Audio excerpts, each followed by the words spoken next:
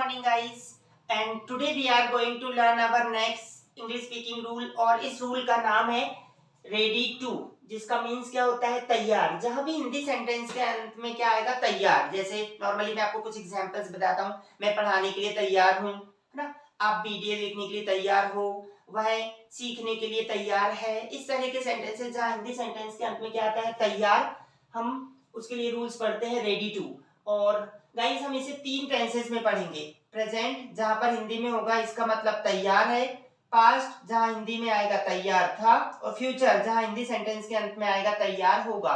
और हम लोग इसके पहले काइंड ऑफ सेंटेंस में फॉर्मूले बनाना सीख चुके हैं गाइस। और जिनको अभी भी फॉर्मूले बनाने में प्रॉब्लम है, अफर्मेटिव, नेगेटिव, इंटेरोगेटिव, तो एक बार हमारा जो सेशन था कौन सा काइंड्स ऑफ सेंटेंस, वहां जाकर उस वीडियो को जरूर देखें। और उसी तरह से मैं आज आपको नेक्स्ट प्रैक्टिस करवाता हूं कि अफर्मेटिव सेंटेंस के लिए हमें पता है हमें 5 चीजों की आवश्यकता पड़ती है, सब्जेक्ट, हेल्पिंग वर्ब, है ना। और यहाँ पर हमें रेडी टू के लिए तैयार के लिए रेडी टू शब्द यूज करना है। और जिस भी काम के लिए आप तैयार है उसकी फर्स्ट फॉर्म ऑब्जेक्ट और अदर वर्ड। इसका नेगेटिव कैसे बनाते हैं आप लोगों को पता है, हेल्पिंग वर्ब के बाद नॉट लगा देंगे, नेगेटिव बन जाएगा। इंटेरोगेटिव बनाने के लिए हेल्पिंग वर्ब को सामने कर लेंगे, इंटेरोगेटिव बन जाता है। और इंटेरोगेटिव जो हमारा सेंटेंस रहेगा उसके सामने WH वर्ड लगा दीजिए, आपके चारों सेंटेंसेस कंप्लीट हो जाते हैं। अब गाइस प्रेजेंट, पास्ट और फ्यूचर में जैसे हिंदी में क्या होता है कि पहचान चेंज होती है कि प्रेजेंट में आएगा तैयार है, पास्ट में तैयार था, फ्यूचर में तैयार होगा। उसी तरह से यहाँ पर इंग्लिश में केवल इनकी हेल्पिंग वर्ब चेंज हो जाएगी। जैसे प्रेजेंट का हेल्पिंग वर्ब है इज, एम, आर, पास्ट में लगाएंगे हम लोग वॉज, वर, और फ्यूचर में विल बी। बाकी जो फॉर्मूले हैं वो सभी जगह सेम रहने वाले हैं। यस, तो अब मैं आप लोग को, वैसे मैं पहले भी बता चुका हूं कि सब्जेक्ट के साथ कौन सी हेल्पिंग वर्ब लगानी है, फिर भी एक बार हम लोग रिवीजन कर लेते हैं। गाइस यदि हमारे पास प्रेजेंट में सब्जेक्ट रहेगा आई, ही, सी, इट और नेम, तो इसके साथ आप क्या लगाएंगे इज। जो सब्जेक्ट रहेगा बी, यू, दे, इनके साथ आप लगाएंगे आर, और आई के साथ हमें क्या लगाना है एम। बाकी जो सिंगुलर सब्जेक्ट है उनके साथ इज।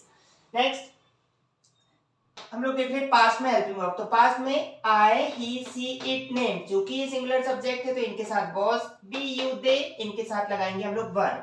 और फ्यूचर में सभी सब्जेक्ट के साथ आपको विल बी लगाना होता है। यस, तो आई होप कि आप इतनी सब चीजें समझ चुके होंगे, है ना। बस यहाँ आपको कुछ एक्स्ट्रा याद नहीं रखना है, जो हमारा फॉर्मूला था उसमें ही वर्ब के पहले रेडी टू लगा दीजिएगा, अफर्मेटिव, और बाकी के फॉर्मूले आप बनाना बहुत अच्छे से जानते हैं।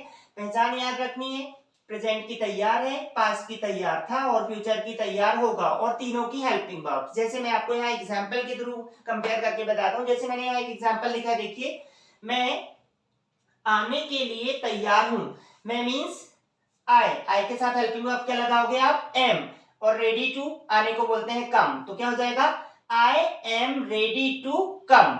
ये हो गया प्रेजेंट का। अब इसी को पास्ट में बनाना होता तो क्या करते आप, केवल एम की जगह वॉज कर लेते, तो क्या हो जाता I was ready to come. और इसी को नॉर्मली फ्यूचर में बनाना होता तो पहचान हो जाती मैं आने के लिए तैयार होऊंगा, तो क्या हो जाता आई, हेल्पिंग वर्ब क्या थी विल बी, तो क्या हो जाता I will be ready to कम।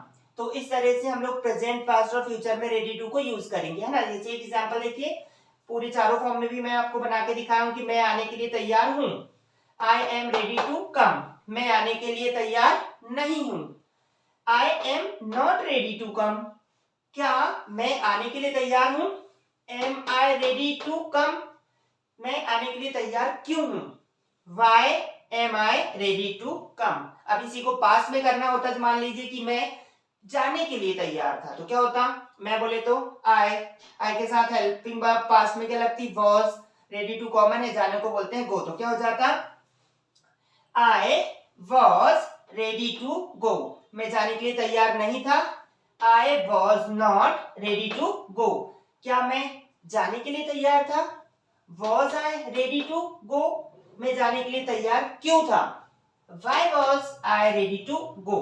इसी तरह से फ्यूचर में होता, मान लीजिए यही एग्जांपल हम लोग देखते हैं कि मैं आने के लिए तैयार होऊंगा, तो क्या हो जाएगा, होगा मतलब फ्यूचर, फ्यूचर में आपको आई के साथ क्या लगाना है विल बी हेल्पिंग वर्ब, तो क्या हो जाएगा I will be ready to go, मैं आने के लिए तैयार नहीं होऊंगा, तो क्या होगा I will not be ready to go, क्या मैं आने के लिए तैयार होऊंगा, बिल को सामने ला लीजिए, क्या हो जाएगा will I be ready to go, मैं आने के लिए तैयार कैसे होऊंगा, कैसे को हाउ, तो क्या हो जाएगा how will I be ready to go.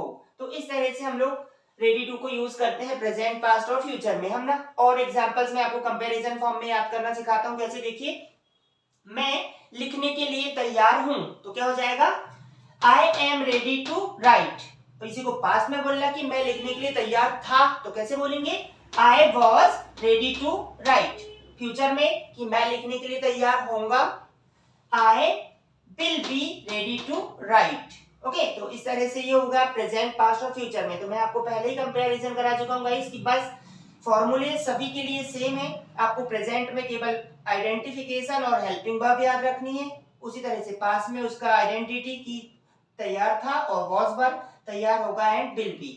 And guys in सब चीजों की I am telling you daily की आपको लिखकर प्रैक्टिस करनी पड़ेगी। तो गाइस सबसे पहले आप इसे लिखें, फिर आप एग्जाम्पल्स बना के देखें, और गाइस कमेंट बॉक्स में मुझे पास्ट और फ्यूचर के एक एग्जाम्पल के चारों फॉर्म बनाकर भी आप मुझे शेयर करें, ताकि मैं चेक करूं कि रियली आप कुछ सीख पा रहे हैं, समझ पा रहे हैं या नहीं, है ना। और इसी तरह से गाइस वीडियोस को देखते रहें, इन्हें कंटिन्यू शेयर करें और चैनल को सब्सक्राइब करें। Thank you.